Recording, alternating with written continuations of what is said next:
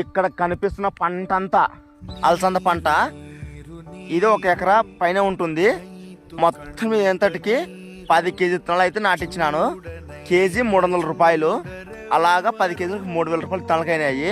నాటే వాళ్ళకి ఒక 2000 3000 దాకా అయినాయి.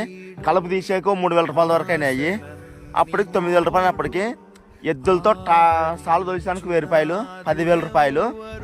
ఒక 2 మూటలు మంది వేసాను, 4,000 రూపాయలు అయింది, 14,000 రూపాయలు. మళ్ళీ ఇప్పుడు కలుపు దించాలా, 2,000 అవుతుంది, 16,000 రూపాయలు.